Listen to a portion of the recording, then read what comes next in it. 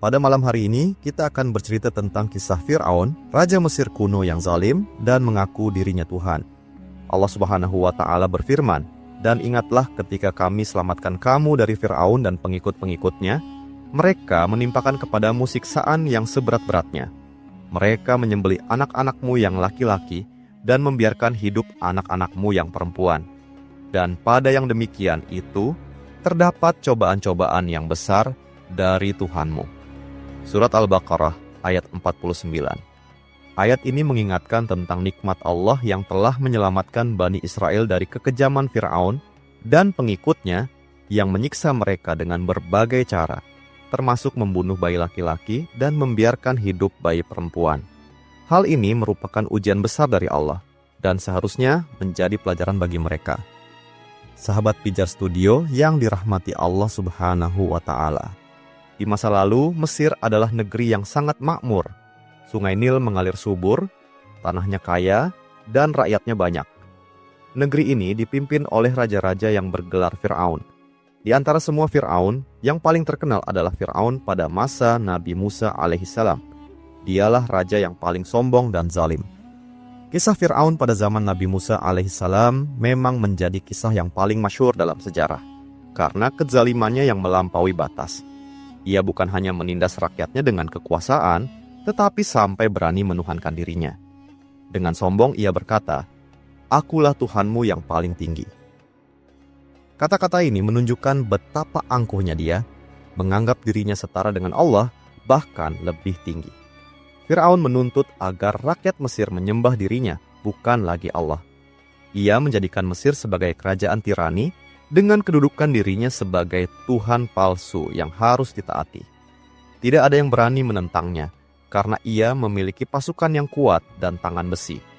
Sementara itu, Bani Israel, kaum yang dahulu dimuliakan ketika Nabi Yusuf alaihissalam menjadi penguasa Mesir, dipaksa menjadi budak, pekerja kasar, bahkan hidup dalam penderitaan.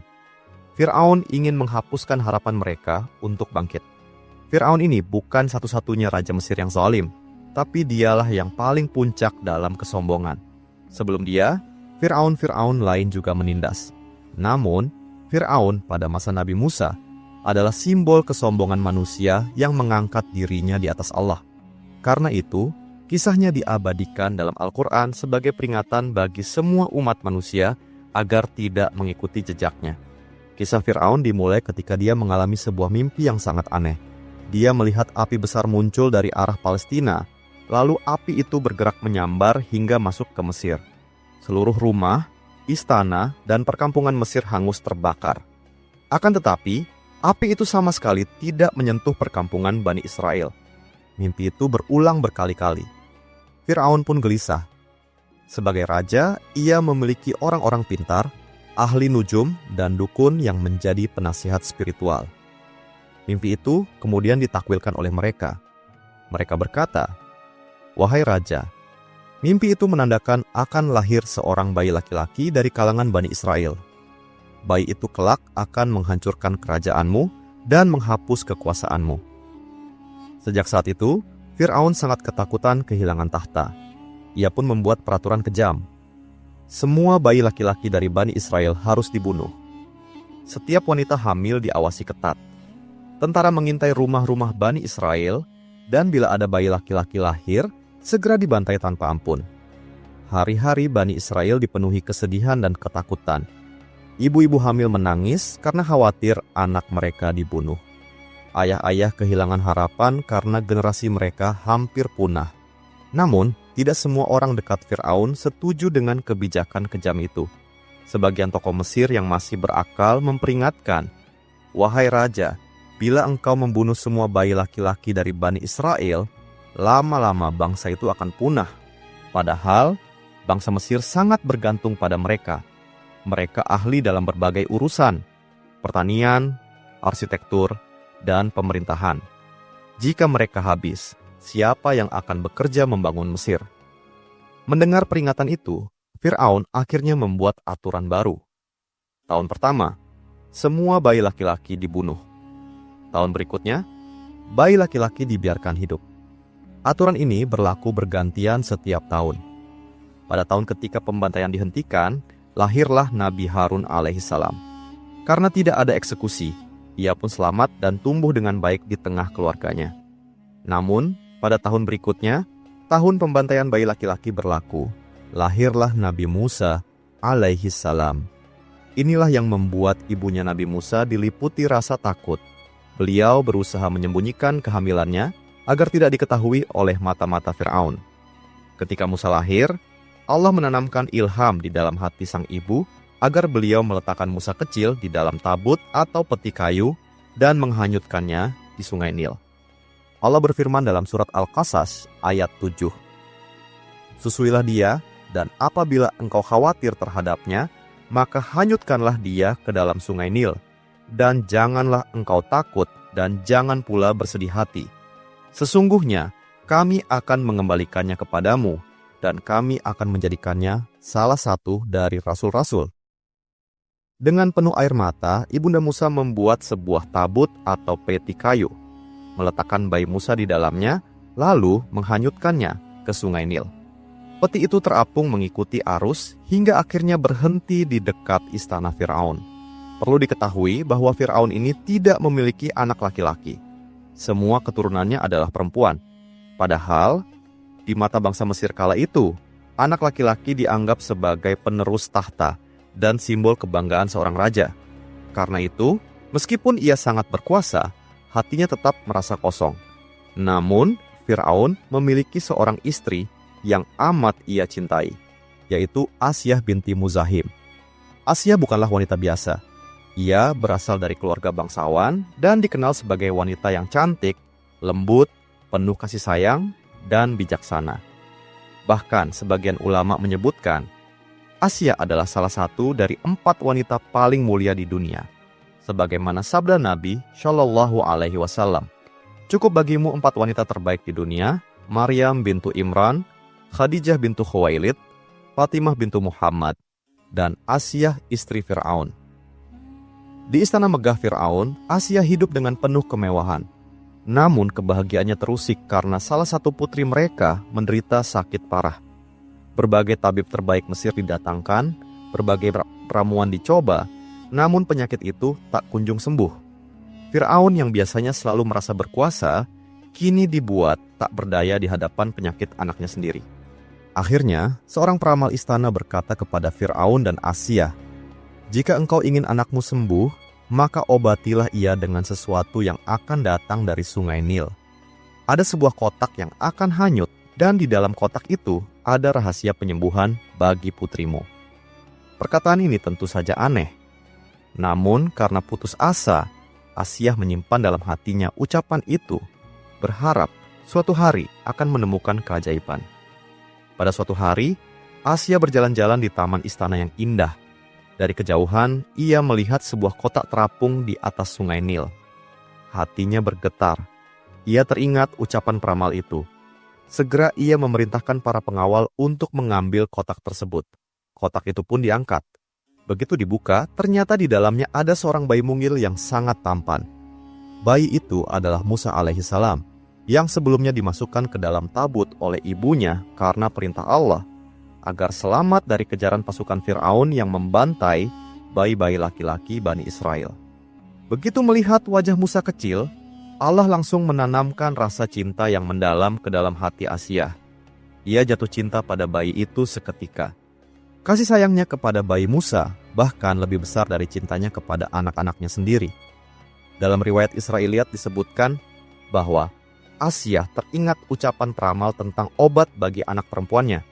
Ia pun mencoba mengusap tubuh putrinya yang sakit dengan sesuatu yang berasal dari Musa kecil. Ada riwayat yang menyebut dengan air liur Musa. Ada pula yang hanya menyebut sentuhan bayi Musa. Ajaibnya, dengan izin Allah, penyakit putri Fir'aun sembuh seketika. Berita ini membuat istana gempar. Fir'aun pun segera mengetahui adanya bayi laki-laki di dalam kotak. Ia langsung curiga, jangan-jangan inilah bayi yang diramalkan akan menghancurkan kekuasaannya. Fir'aun marah besar dan hampir saja membunuh bayi itu. Namun, Asyah dengan penuh keberanian membela Musa kecil. Ia berkata kepada Fir'aun, "Janganlah engkau bunuh dia. Boleh jadi ia menjadi penyejuk mata bagiku dan bagimu. kita bisa menjadikannya sebagai anak angkat kita. Fir'aun menolak dengan sombong seraya berkata, "Bagimu iya, tapi tidak bagiku." Ucapan ini menjadi tanda bahwa hidayah tidak akan pernah masuk ke dalam hati Fir'aun. Padahal jika ia mau, Allah bisa saja menjadikan Musa sebagai penyejuk mata bagi keduanya. Tetapi karena kesombongan dan kekafirannya, ia menutup pintu hidayah untuk dirinya sendiri. Fir'aun akhirnya luluh, bukan karena cinta, tetapi karena terlalu mencintai Asyah. Namun tetap saja hatinya penuh waspada. Musa kecil akhirnya dirawat oleh Asyah di istana. Namun ada satu masalah besar. Musa tidak mau menyusu pada wanita manapun. Setiap wanita yang dibawa untuk menyusuinya selalu ditolak.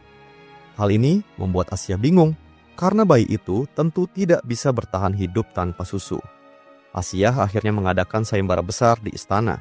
Ia mengumumkan kepada rakyat Mesir, barang siapa di antara para wanita yang bisa membuat bayi ini menyusu darinya, maka ia akan diberi hadiah besar dari kerajaan. Maka berbondong-bondonglah wanita Mesir, dari rakyat biasa sampai kalangan bangsawan, datang ke istana untuk mencoba menyusui bayi Musa. Tetapi hasilnya sama. Musa tetap menolak. Bayi itu menangis, meronta, dan tidak mau meneguk setetes pun susu mereka. Asyah semakin sedih. Ia sangat mencintai Musa kecil dan khawatir bayi itu tidak bisa bertahan hidup tanpa susu. Allah pun mengatur rencananya. Kabar tentang sayembara mencari wanita penyusu Musa tersebar luas. Saudari Musa yang sejak awal mengikuti arus tabut dari jauh demi menjaga keselamatan adiknya, datang mendekat. Dengan hati-hati ia berkata kepada para penjaga istana, "Maukah aku tunjukkan sebuah keluarga yang bisa merawat bayi ini dengan baik, penuh kasih sayang, dan mampu menyusuinya?" Para penjaga segera melaporkannya kepada Asyah. Hati Asyah kembali bersinar penuh harapan. Ia memerintahkan agar keluarga yang disebutkan itu segera dipanggil ke istana. Tak lama kemudian, wanita yang dimaksud dibawa masuk. Ia adalah ibu kandung Musa sendiri. Begitu bayi Musa didekatkan kepadanya, Musa langsung tenang, tersenyum, dan mau menyusu dengan lahap. Asyah merasa takjub sekaligus bahagia. Ia pun segera berkata kepada wanita itu, "Rawatlah bayi ini untukku, susuilah ia, dan engkau akan mendapatkan imbalan dan kehormatan dari istana." Dengan demikian, Allah mengembalikan Musa kecil ke pangkuan ibunya tanpa Fir'aun mengetahuinya. Inilah wujud nyata dari janji Allah. Allah Ta'ala berfirman dalam surat Al-Qasas ayat 13, "Maka kami kembalikan dia Musa kepada ibunya, agar senang hatinya dan tidak bersedih hati, dan agar ia mengetahui bahwa janji Allah itu benar. Tetapi kebanyakan mereka tidak mengetahuinya." Akhirnya, Asyah mengizinkan Musa kecil disusui selama 2 tahun penuh oleh ibunya sendiri. Lalu setelah itu, Musa kembali dibesarkan di istana Fir'aun. Sejak Musa diangkat ke istana, ia tumbuh di bawah asuhan Asyah binti Muzahim. Fir'aun sendiri masih diliputi kecurigaan karena para ahli nujum sebelumnya sudah meramalkan bahwa akan lahir seorang anak dari Bani Israel yang kelak menghancurkan kerajaannya. Namun, karena cintanya kepada Asyah begitu mendalam, Fir'aun membiarkan bayi Musa tetap hidup di istana. Ketika Musa sudah mulai bisa merangkak dan digendong oleh Fir'aun, tiba-tiba ia menarik jenggot Fir'aun dengan kuat, sampai-sampai Fir'aun hampir tersungkur. Fir'aun kaget. Bagaimana mungkin bayi sekecil ini punya tenaga luar biasa? Jangan-jangan ini memang anak yang diramalkan akan meruntuhkan kekuasaanku. Amarahnya memuncak. Fir'aun hampir saja memerintahkan pembunuhan kedua kalinya terhadap Musa. Namun Asyah dengan cepat menenangkan suaminya. Ia berkata, "Wahai raja, bukankah ia hanyalah bayi yang tidak berakal? Bagaimana mungkin engkau menuduhnya demikian hanya karena ia menarik janggutmu? Jika engkau tidak percaya, maka buatlah ujian untuk membuktikan." Fir'aun pun setuju untuk menguji bayi itu. Fir'aun kemudian memerintahkan pengawalnya untuk meletakkan 2 benda di hadapan Musa, yaitu kurma, yang merupakan makanan yang lezat, dan bara api yang menyala merah. Kemudian Fir'aun berkata, "Biarkan bayi ini memilih. Jika ia mengambil kurma, berarti ia sudah punya akal dan sengaja menarik jenggotku. Tetapi Jika ia mengambil bara, berarti ia benar-benar tidak berakal, hanya bertindak seperti bayi.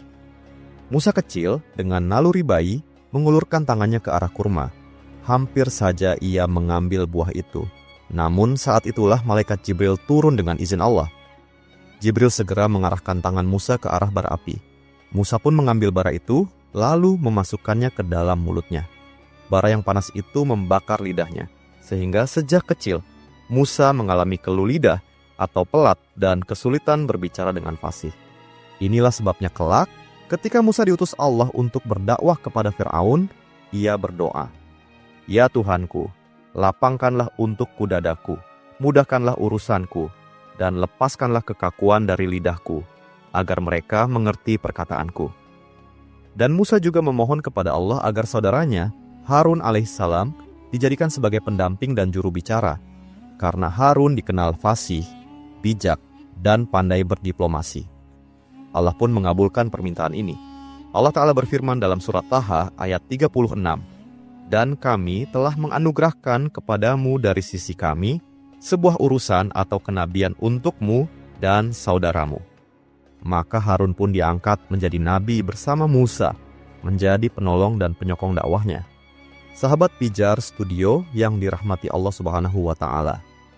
Musa akhirnya tumbuh dewasa di istana Fir'aun. Beliau diperlakukan seperti anak bangsawan. Sejak kecil, ia sudah menunjukkan kekuatan fisik yang luar biasa. Ketika dewasa, Musa sering merenung. Hatinya lebih dekat kepada kaum Bani Israel, kaum tertindas, daripada kepada kemewahan istana Fir'aun. Suatu hari, ketika ia berjalan di salah satu gang kota Mesir, Musa mendengar teriakan minta tolong. Ia melihat dua orang sedang bertengkar. Yang satu berasal dari Bani Israel, sementara yang lain dari bangsa Kipthi, penduduk asli Mesir, kaumnya Fir'aun. Orang Israel itu meminta pertolongan Musa. Karena rasa simpati kepada kaumnya yang tertindas, Musa pun melerai. Namun dalam usahanya melindungi orang Bani Israel itu, Musa memukul orang Mesir tersebut. Pukulan itu tidak ia maksudkan untuk membunuh, hanya untuk melerai.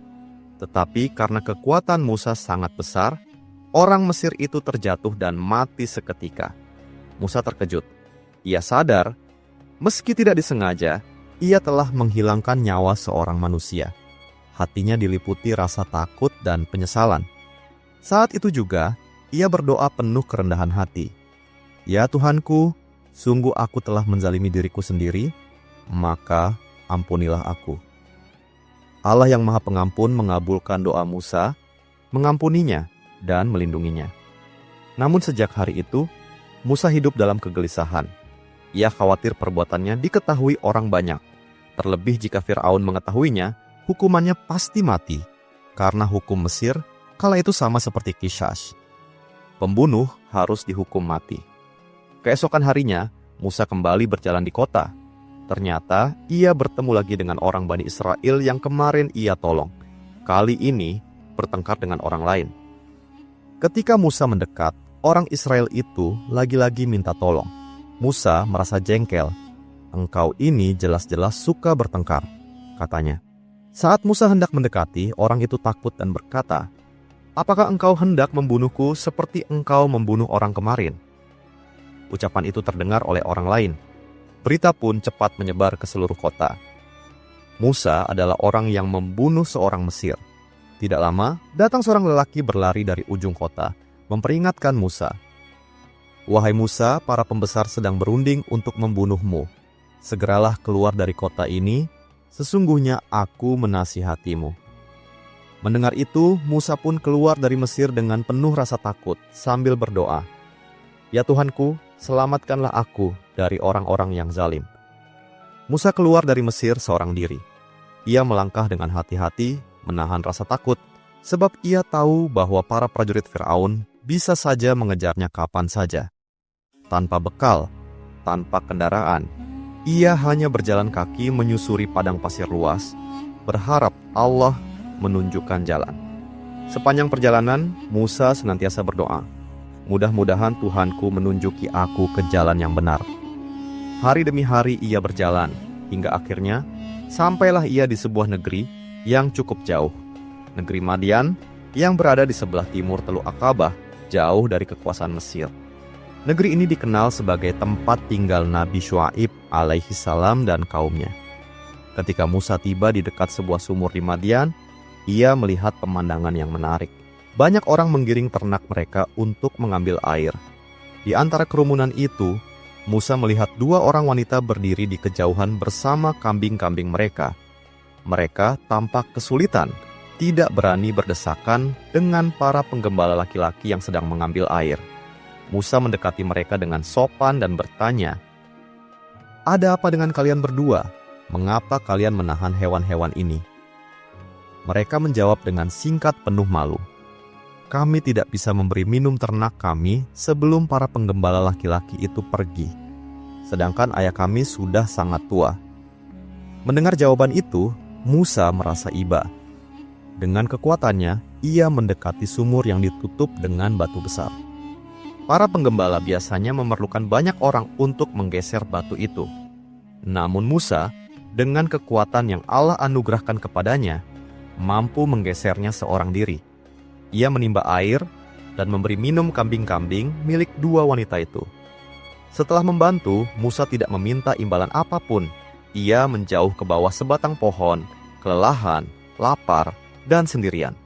Dalam kesendiriannya, ia menengadahkan tangan dan berdoa, "Ya Tuhanku, sesungguhnya aku sangat membutuhkan kebaikan apapun yang Engkau turunkan kepadaku." Doa itu lahir dari hati yang benar-benar pasrah. Musa tidak membawa apa-apa, hanya bergantung penuh kepada Allah. Tak lama, salah seorang dari 2 wanita tadi datang menghampirinya dengan malu-malu. Ia menyampaikan pesan dari ayahnya, "Ayahku memanggilmu untuk memberi balasan atas kebaikanmu, memberi minum ternak kami." Musa pun mengikuti wanita itu menuju rumah ayahnya. Di sana ia bertemu dengan seorang lelaki tua yang bijaksana yang bernama Syuaib. Musa menceritakan seluruh perjalanannya, mulai dari ia dibesarkan di istana Firaun hingga akhirnya lari karena membunuh seorang Mesir tanpa sengaja. Ayah 2 wanita itu kemudian menenangkan Musa seraya berkata, "Jangan takut, engkau sudah selamat dari kaum yang zalim itu." Salah seorang putri Syuaib kemudian menyarankan kepada ayahnya, "Wahai ayahku, jadikanlah dia sebagai pekerja. Sesungguhnya orang yang paling baik engkau ambil untuk bekerja adalah orang yang kuat dan terpercaya." Mendengar itu, Syuaib pun menawarkan Musa untuk tinggal bersamanya. Bahkan lebih dari itu, ia menikahkan Musa dengan salah satu putrinya, dengan mahar berupa kesediaan Musa bekerja menggembala ternak selama 8 tahun. Atau 10 tahun jika ia mau menambahkannya. Musa pun menerima dengan lapang dada. Sejak saat itu, Musa tinggal di Madian, bekerja sebagai penggembala dengan penuh kesabaran. Masa itu menjadi tempahan penting bagi dirinya. Dari seorang pangeran istana Mesir yang hidup mewah, ia berubah menjadi seorang penggembala yang sederhana, dekat dengan alam, dan belajar kesabaran serta tanggung jawab. Semua itu adalah persiapan dari Allah untuk tugas kerasulan yang agung. Setelah bertahun-tahun tinggal di Madian, menikah, dan hidup sederhana sebagai penggembala, Nabi Musa alaihissalam akhirnya memutuskan untuk kembali ke Mesir. Kerinduan kepada keluarganya begitu besar, meskipun di hatinya masih ada kekhawatiran akan masa lalunya. Namun Allah telah menyiapkan jalan baginya. Pada suatu malam, Musa bersama keluarganya menempuh perjalanan panjang melewati padang pasir yang gelap gulita. Angin berhembus dingin dan keluarga kecil itu membutuhkan api sebagai penerang sekaligus penghangat.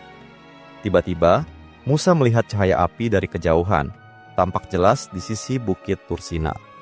Musa berkata kepada keluarganya, "Tunggulah di sini, sesungguhnya aku melihat api. Mudah-mudahan aku dapat membawa kabar darinya, atau membawa sepotong obor api agar kalian bisa menghangatkan diri." Dengan langkah mantap, Musa mendekati sumber cahaya itu. Namun, sesuatu yang menakjubkan terjadi. Api itu ternyata menyala di atas sebuah pohon yang hijau rimbun. Namun anehnya, pohonnya tidak terbakar sedikit pun. Semakin dekat Musa, semakin besar rasa takjub sekaligus takut yang menyelimutinya. Tiba-tiba terdengar suara memanggil dari arah pohon itu. Suara yang tidak pernah ia dengar sebelumnya. Suara itu suci, agung, dan penuh wibawa. "Wahai Musa, sesungguhnya Aku adalah Allah, Tuhan semesta alam." Musa terkejut, tubuhnya gemetar, wajahnya menunduk, dan ia menyadari bahwa ia sedang berada di hadapan Rabbul Alamin, Allah Subhanahu wa Ta'ala. Allah kemudian memerintahkan Musa, "Wahai Musa, lepaskanlah kedua terompahmu. Sesungguhnya engkau berada di lembah yang suci, Tua." Saat itulah Allah meneguhkan Musa dengan wahyu pertama, mengangkatnya sebagai seorang nabi dan rasul. Allah memberikan mukjizat sebagai tanda kebenaran risalahnya. Allah berfirman, "Apakah itu yang ada di tangan kananmu, wahai Musa?" Musa menjawab, "Ini adalah tongkatku. Aku bertumpu padanya, aku gunakan untuk menggiring kambingku, dan bagiku ada lagi kegunaan yang lain." Kemudian Allah berfirman, "Lemparkanlah ia, wahai Musa."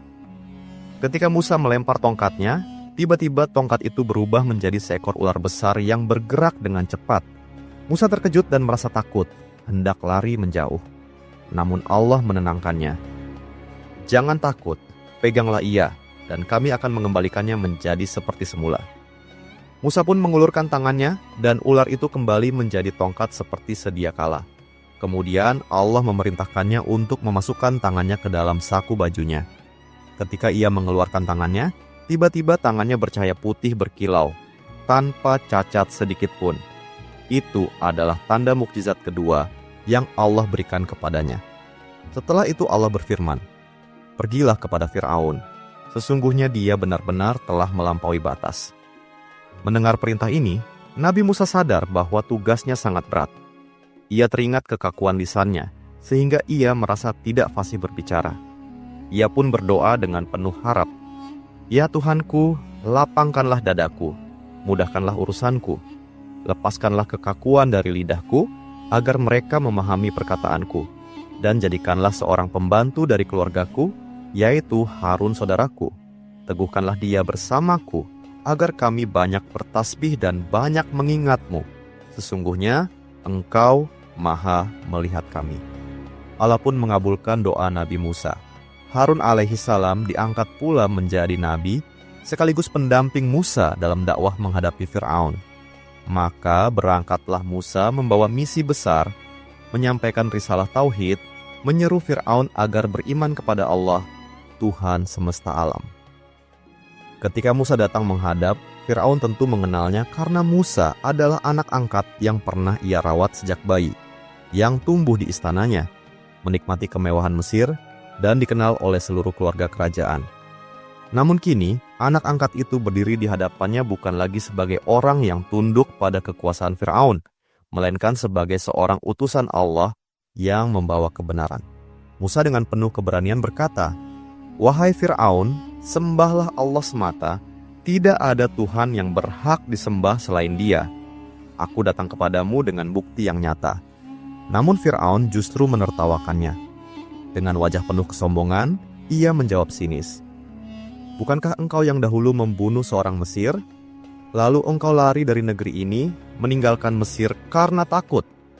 Dan kini engkau kembali lagi untuk menasihatiku." Fir'aun berusaha membuka luka lama Musa, seakan-akan ingin meruntuhkan wibawanya di hadapan para pembesar istana. Ia mengungkit peristiwa di masa lalu ketika Musa tanpa sengaja membunuh seorang Mesir yang sedang bertikai dengan seorang Bani Israel. Musa tidak menolak tuduhan itu. Dengan tenang ia berkata, "Aku melakukannya ketika aku belum mengetahui kebenaran, dan aku termasuk orang yang tersesat pada waktu itu. Namun Tuhanku telah mengampuniku, lalu Dia menjadikanku salah seorang dari para rasulnya. Itulah karunia-Nya yang besar kepadaku." Kemudian Musa membalik tuduhan itu kepada Fir'aun. "Engkau mengungkit satu jiwa yang terbunuh tanpa sengaja. Tapi bagaimana dengan engkau, wahai Fir'aun? Engkau telah membantai ribuan bayi dari Bani Israel, memisahkan anak-anak dari orang tuanya, menumpahkan darah tanpa rasa belas kasih. Apakah engkau tidak ingat semua kezalimanmu itu?" Ucapan itu membuat Fir'aun terdiam sejenak. Namun kesombongan mencegahnya untuk tunduk. Ia tidak mau kalah. Dengan nada angkuh, Fir'aun berkata, "Kalau begitu, siapakah Tuhanmu yang kau serukan kepadaku? Bukankah aku ini Tuhan bagi rakyat Mesir?" Bukankah aku yang menguasai sungai Nil, negeri, dan seluruh kekayaan ini?" Musa pun menjawab dengan mantap, "Tuhanku dan Tuhanmu adalah Allah, Tuhan langit dan bumi serta segala yang ada di antara keduanya, jika engkau mau meyakini. Dia yang menciptakan kalian, memberi kalian rezeki, dan menghidupkan serta mematikan kalian." Fir'aun mendengarkan perkataan Musa, tetapi kesombongan membuatnya semakin keras kepala. Ia ingin mempermalukan Musa di hadapan para pembesar istana. Dengan suara lantang ia berkata, "Kalau benar engkau utusan Tuhanmu, tunjukkan kepada kami bukti yang nyata." Maka Musa dengan penuh keyakinan melemparkan tongkat yang ada di tangannya ke tanah. Seketika, dengan izin Allah, tongkat itu berubah menjadi seekor ular besar yang melata dengan cepat. Ular itu bergerak lincah, mengguncang lantai istana, hingga para pembesar ketakutan dan berlari menjauh. Fir'aun pun terperanjat. Ia tidak menyangka seorang yang pernah tinggal di istananya bisa menunjukkan sesuatu yang menakutkan semacam itu. Tetapi Musa belum selesai. Ia memasukkan tangannya ke dalam sakunya. Lalu, ketika ia keluarkan, tangan itu bercahaya putih berkilauan. Bukan karena penyakit, tetapi karena sinar mukjizat dari Allah. Para pembesar istana saling berpandangan. Sebagian mulai terbesit rasa takut, bahkan ada yang mulai yakin bahwa Musa memang bukan orang sembarangan. Tetapi Fir'aun, yang tak mau kehilangan wibawa, segera menguasai keadaan. Dengan suara keras ia berkata kepada kaumnya, "Sesungguhnya Musa ini hanyalah seorang pesihir yang ulung. Ia ingin mengusir kalian dari negeri kalian dengan sihirnya. Maka apa yang kalian sarankan kepadaku?" Para pembesar menjawab, "Tangguhkanlah dia dan saudaranya, dan kirimkanlah para pengumpul ke seluruh negeri untuk membawa ahli-ahli sihir yang handal." Maka Fir'aun pun memerintahkan pengumpulan para tukang sihir terbaik dari seluruh Mesir. Mereka adalah orang-orang yang sangat terkenal dengan kemampuan sihirnya, hingga rakyat pun kagum kepada mereka. Fir'aun bermaksud mengadu mereka dengan Musa untuk memperlihatkan kepada rakyat bahwa apa yang dilakukan Musa hanyalah tipu daya belaka. Hari yang ditentukan pun tiba. Fir'aun mengumumkan sebuah pertemuan besar di hadapan rakyat Mesir. Lapangan luas dipenuhi manusia yang ingin menyaksikan adu hebat antara Musa dan para penyihir terbaik negeri itu. Fir'aun duduk di singgasananya, penuh keyakinan bahwa hari itu ia akan menang. Para penyihir datang dengan membawa tali dan tongkat mereka, lalu berkata kepada Musa, "Wahai Musa, engkau yang melempar lebih dulu atau kami yang melempar?" Musa menjawab dengan tenang, "Silakan kalian melempar terlebih dahulu." Maka para penyihir melemparkan tali dan tongkat mereka, dan seketika, dengan sihir mereka, benda-benda itu tampak bergerak seperti ular-ular yang merayap. Rakyat Mesir bersorak kagum, Fir'aun tersenyum bangga. Namun Allah menguatkan hati Musa. Ia pun melemparkan tongkatnya. Maka tongkat itu benar-benar menjadi seekor ular besar yang nyata, yang segera menelan semua ular-ular sihir para penyihir. Seketika, suasana berubah mencekam. Sihir mereka terbongkar, dan mereka sadar bahwa apa yang dilakukan Musa bukanlah sihir, melainkan kebenaran dari Tuhan semesta alam. Para penyihir pun serentak bersujud dan berkata, "Kami beriman kepada Tuhan Musa dan Harun." Fir'aun pun menjadi murka besar. Ia merasa kewibawaannya hancur. Ia berteriak, "Kalian beriman sebelum aku memberi izin. Aku akan potong tangan dan kaki kalian bersilang, lalu aku salib kalian semua." Namun para penyihir yang baru saja mendapat hidayah menjawab dengan penuh keteguhan, "Lakukanlah sesukamu. Sesungguhnya kami akan kembali kepada Tuhan kami. Engkau hanya bisa mengadili di dunia ini saja." Di pagi hari, mereka masih ahli sihir yang sesat, tetapi di sore hari, mereka wafat sebagai syuhada, orang-orang mulia yang mati syahid demi iman. Kata Abdullah bin Abbas radhiyallahu anhu, pagi hari mereka ahli sihir yang fajir, sore harinya mereka menjadi para syuhada yang bararah. Sejak saat itu, konflik antara Nabi Musa dan Fir'aun semakin memanas, hingga akhirnya Allah menurunkan wahyu kepada Musa. Allah berfirman dalam surat Ad-Dukhan ayat 23-24, "Keluarkanlah hamba-hambaku pada malam hari, sesungguhnya kalian akan dikejar. Dan tinggalkanlah laut itu dalam keadaan terbelah, Sesungguhnya mereka, yaitu Fir'aun dan tentaranya, adalah pasukan yang akan ditenggelamkan. Pada malam yang sunyi, Nabi Musa mengumpulkan Bani Israel secara diam-diam. Dengan penuh kehati-hatian, mereka berjalan meninggalkan kota menuju arah laut. Jumlah mereka banyak, ribuan orang, namun semuanya menahan suara agar tidak terdengar oleh pasukan Fir'aun. Saat pagi tiba, Fir'aun menyadari bahwa Musa dan kaumnya telah pergi. Amarahnya memuncak. Ia segera memerintahkan seluruh tentaranya untuk mengejar Nabi Musa dan kaumnya. Dengan penuh keangkuhan, ia berkata, "Sesungguhnya, mereka hanyalah sekelompok kecil yang membuat kita marah, tetapi kita semua akan menang." Musa dan Bani Israel akhirnya tiba di tepi Laut Merah. Di depan mereka terbentang samudra luas, sedangkan di belakang, debu mengepul tanda pasukan berkuda Fir'aun semakin mendekat. Kaum Bani Israel panik. Mereka berkata, "Wahai Musa, sungguh kita pasti akan tertangkap." Namun dengan penuh keyakinan, Musa menjawab, "Sekali-kali tidak. Sesungguhnya Tuhanku bersamaku, Dia pasti akan memberi petunjuk kepadaku." Saat itulah Allah mewahyukan kepada Musa untuk memukulkan tongkatnya ke laut. Dengan izin Allah, laut yang luas itu tiba-tiba terbelah. Air menjulang seperti gunung di kanan dan kiri, dan di tengahnya terbentang jalan kering yang bisa dilalui. Musa segera memimpin Bani Israel menyeberang. Mereka berjalan tergesa-gesa, sementara ombak besar itu tetap berdiri tegak seperti tembok. Ketika Fir'aun dan pasukannya tiba di tepi laut dan melihat jalan yang terbuka lebar, bukannya takut atau gentar, ia justru semakin sombong. Dengan penuh keangkuhan, ia berteriak kepada pasukannya, "Lihatlah, laut pun tunduk kepadaku. Bukankah aku Tuhan kalian yang paling tinggi?" Ia memerintahkan pasukannya untuk ikut masuk mengejar Nabi Musa dan kaumnya. Pasukan Fir'aun yang sudah terbiasa tunduk dan takut kepadanya pun mengikuti perintah. Mereka masuk ke jalur laut yang terbuka itu, berbaris dengan kuda, kereta, dan senjata lengkap. Riuh suara teriakan prajurit bercampur dengan derap kaki kuda dan gemuruh roda kereta perang mengejar Nabi Musa dan Bani Israel.